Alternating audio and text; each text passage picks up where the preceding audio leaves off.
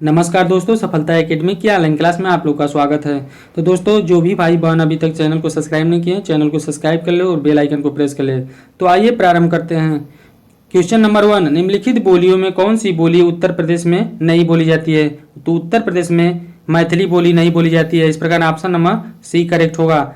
मैथिली बोली बिहारी उपभाषा के अंतर्गत आती है। बिहारी उपभाषा के अंतर्गत 3 बोलियाँ आती हैं, मैथिली, भोजपुरी और मगही। क्वेश्चन नंबर 1 से एक इंपॉर्टेंट और फैक्ट बनता है कि खड़ी बोली का दूसरा नाम क्या है? तो खड़ी बोली का दूसरा नाम कौरवी है। इस प्रश्न से एक इंपॉर्टेंट फैक्ट ये है कि खड़ी बोली का दूसरा नाम कौरवी है। तो आप लोग अच्छे से नोट कर लीजिएगा। चलिए आगे चलते हैं। क्वेश्चन नंबर 2, पुराने हिंदी का नामकरण किसने किया है? तो पुराने हिंदी का नामकरण चंद्रधर शर्मा गुलेरी ने किया है। ऑप्शन नंबर बी करेक्ट होगा।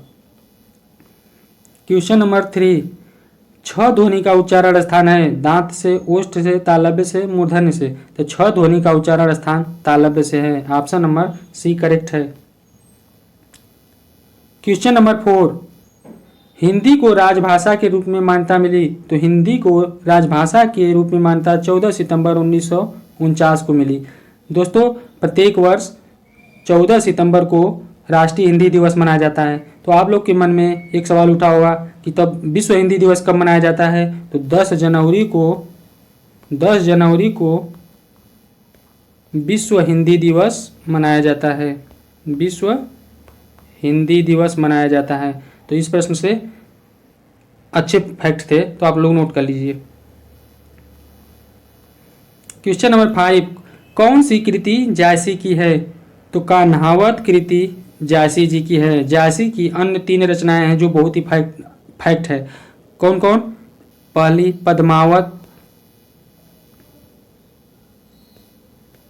पद्मावत, आखिरी कलाम,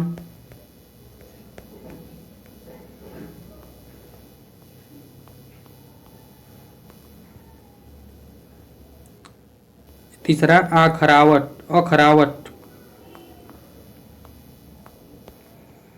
इस प्रश्न से 3 फैक्ट स्टार्ट है, तो आप लोग अच्छे से नोट कर लीजिएगा। चलिए आगे चलते हैं।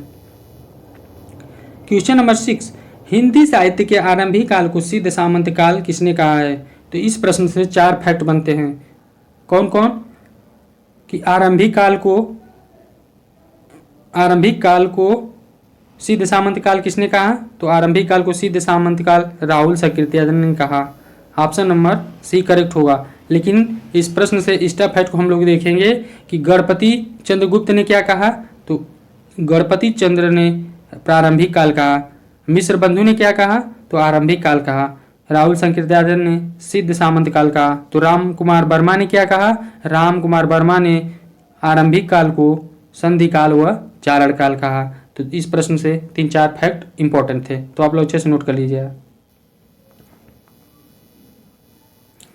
क्वेश्चन नंबर 7, माधवाचार्य किस संप्रदाय के संस्थापक हैं?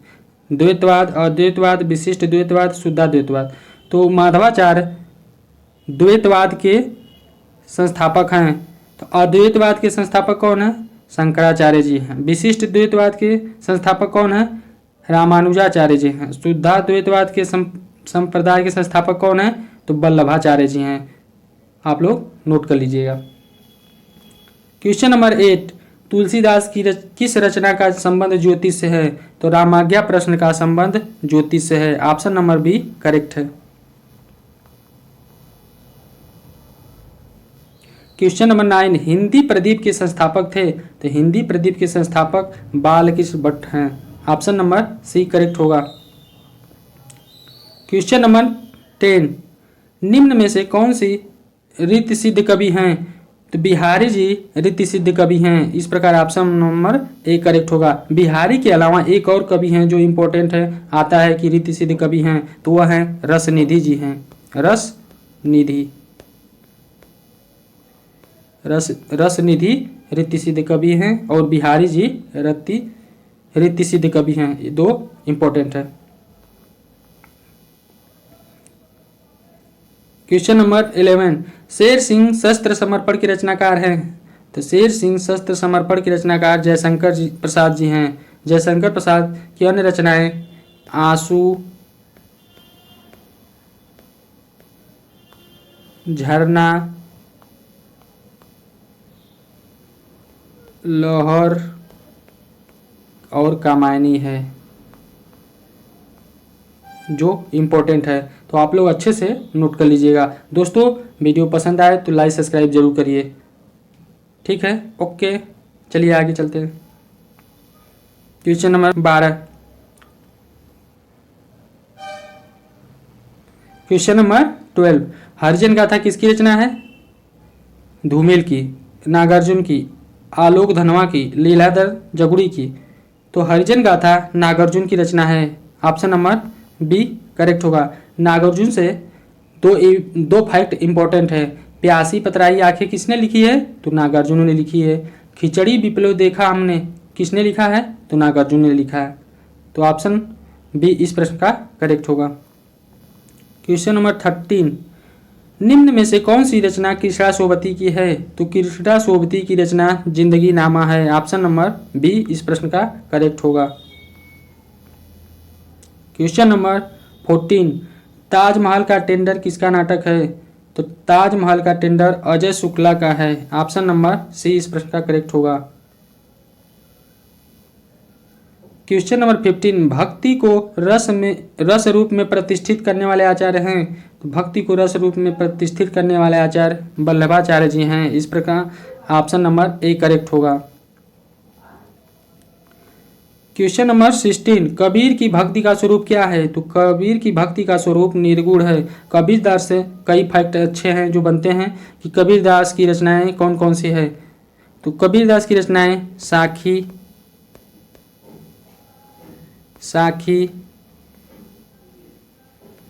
शबद, रमैनी, साखी, शबद, रमैनी, इन तीनों का संकलन इनके शिष्य धर्मदास ने किया। Question number 17। तुलसीकृत रामचरितमानस की भाषा क्या है?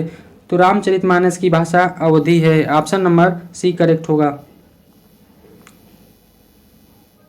Question number 18। जयशंकर प्रसाद की रचना चंद्रगुप्त निम्न में से क्या है? तो चंद्रगुप्त एक नाटक है। इसके अतिरिक्त जयशंकर प्रसाद के प्रमुख नाटक हैं जैसे स्कंदगुप्त,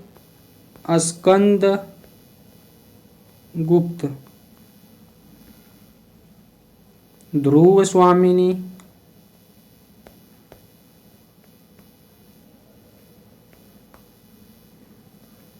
एक है अजात शत्रु।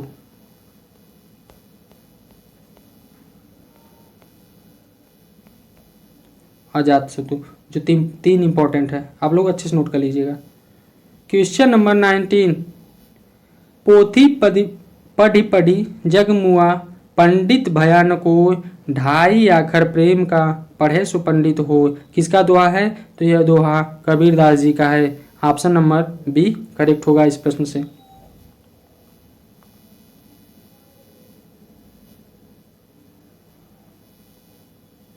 Question number 20। कितने पाकिस्तान नामक उपन्यास के लेखक कौन हैं? तो कितने पाकिस्तान नामक उपन्यास के लेखक कमलेश्वर सिंह हैं।